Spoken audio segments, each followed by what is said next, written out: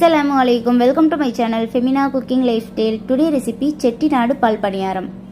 பார்க்கவே சூப்பரா இருக்கு அந்த பால் பணியாரம். வாயில வச்ச உடனே கரைஞ்சு போயிடும். இந்த ஈஸி ரெசிபியை எப்படி செய்யறதுன்னு பார்க்கலாமா?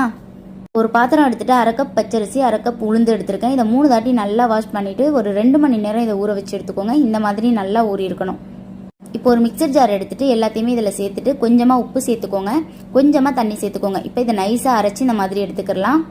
ஒரு பெரிய தேங்காய் ஒன்று எடுத்திருக்கேன். இதை நல்லா அரைச்சிட்டு இதில் வந்து பால் பிழிஞ்சு எடுத்துக்கலாம். இதில் வந்து தலைப்பால் மட்டும் எடுத்துக்கிட்டோம் அப்படின்னா தான் டேஸ்ட் நல்லாயிருக்கும். அரை கப் வர அளவுக்கு சுகர் எடுத்துக்கிறேன். உங்களுக்கு எந்த அளவுக்கு வேணுமோ எடுத்துக்கோங்க. 2 ஏலக்காவை நல்லா இடிச்சிட்டு சேர்த்துக்கோங்க. ஒரு பிஞ்ச் வர அளவுக்கு சால்ட்டு சேர்த்துக்கோங்க. சால்ட்டை வந்து நான் வீடியோவில் காட்ட மறந்துட்டேன். கடாயில் ஆயில் சேர்த்துட்டு நல்லா ஹீட் ஆனதுக்கப்புறம் கொஞ்சம் கொஞ்சமாக நம்ம குட்டி குட்டி பாலாக நம்ம இந்த மாதிரி எடுத்து விட்டுக்கிறலாம். மாவு வந்து புளிக்கணும்னு அவசியம் இல்லை, நம்ம இதை உடனே செஞ்சிடலாம். உங்களுக்கு பணியாரம் வந்து என்ன சைஸ் வேணுமோ நீங்கள் அந்தளவுக்கு போட்டுக்கலாம். எனக்கு இந்த மாதிரி குட்டி குட்டியாக போட்டால் தான் பிடிக்கும், அதனால நான் குட்டி குட்டியாக போட்டுக்கிறேன். இந்த பணியாரம் எல்லாமே குக் ஆகிறதுக்கு எனக்கு ஒரு 3 மினிட்ஸ் தான் ஆச்சு. இது எல்லாத்தையுமே வந்து எண்ணெயை ஃபுல்லாக வடிச்சிட்டு நம்ம தேங்காய் பாலில் இப்போ சேர்த்துக்கலாம். தேங்காய் பாலில் சேர்த்துட்டு இது ஒரு 5 மினிட்ஸ் ஊற வச்சு சாப்பிடுங்க. அப்போ தான் நல்லா டேஸ்ட்டும் நல்லா சூப்பராக இருக்கும். பணியாரத்தை நீங்கள் இன்னும் கூட கிறிஸ்பி ஆக்கலாம். ஆனால் கிறிஸ்பி ஆக்கணும் அப்படின்னா ஊறுறதுக்கு வந்து கொஞ்சம் டைம் எடுக்கும். இந்த மாதிரி நம்ம பண்ணோம் அப்படின்னா டேஸ்ட்டும் ரொம்ப சூப்பராக இருக்கும், டக்குன்னு ஊறிடும்.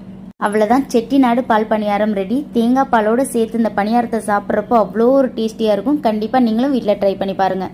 இந்த வீடியோ பிடிச்சிருந்தா லைக் பண்ணுங்கள், ஷேர் பண்ணுங்கள், மறக்காமல் சப்ஸ்கிரைப் பண்ணுங்கள். இந்த மாதிரி இன்ட்ரெஸ்டிங்கான ரெசிபிஸ்க்கு என்னோட சேனலை ஃபாலோ பண்ணுங்கள். தேங்க்யூ ஸோ மச் ஃபார் வாட்சிங்.